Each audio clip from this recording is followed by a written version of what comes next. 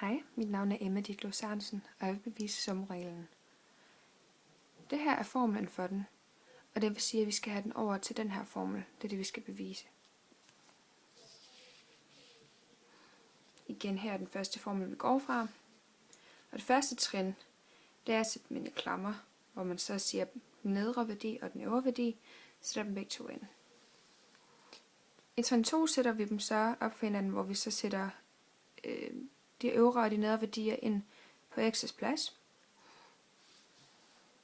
Herfra sletter vi parentesen og skifter fortegn inden i parentesen fra plus til minus.